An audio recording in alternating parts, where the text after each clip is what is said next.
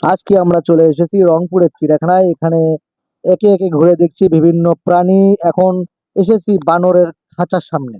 দেখুন, চঞ্চল আর মজার সব কাণ্ড করছে বানরগুলো। এখনো গাছে উঠে যাচ্ছে, আবারও কখনো লাফিয়ে পড়ছে নিচে।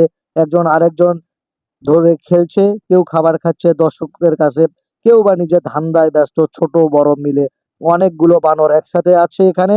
ছোট বানরগুলো যেন আরো বেশি কিউট। ওদের দুষ্টুমি দেখে না হেসে থাকা যায় না। দর্শকরা খুবই আনন্দ পাচ্ছে, বাচ্চারা তো মুগ্ধ হয়ে দেখছে এই সব প্রাণীবন্ধ বানরের খেলা। কেউ ছবি তুলছে, কেউ ভিডিও করছে। এখানে বানরগুলো বেশ স্বাস্থ্যবান এবং পরিচ্ছন্ন পরিবেশে রাখা হয়েছে। দেখলেই বোঝা যায় এদের ভালোভাবে যত্ন নেওয়া হয়।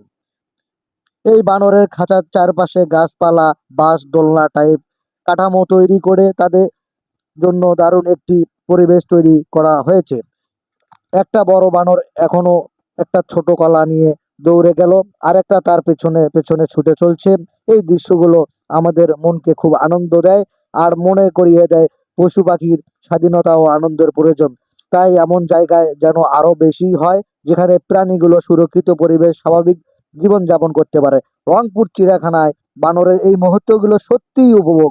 যারা এখনো আসেননি, একবার সময় করে পরিবার পরিজন নিয়ে ঘুরে যেতে পারেন। বিশ্বাস করুন, বানরের এই দুষ্ট মিষ্টি আচরণ আপনাকে মুগ্ধ করে দিবে। বন্ধুরা, আজকে এই পর্যন্ত। আবারও যে কোনো সময় নতুন ভিডিও নিয়ে আপনাদের সামনে আসতেছি। বন্ধুরা, শেষে একটা কথাই বলে যেতে চাই আপনাদেরকে, এই রংপুর চিড়িয়াখানায় শুধু বানরে না, এই রংপুর চিড়িয়াখানার ভেতরে একটা শিশু পার্ক আছে, যে শিশু পার্কে আসলে আপনাদের অবশ্যই মনটা ভালো হয়ে যাবে। বন্ধুরা, ততক্ষণ পর্যন্ত সবাই ভালো থাকুন, সুস্থ থাকুন, আর ঘোরাফেরা করুন, আর মনকে আনন্দ উপভোগ করুন।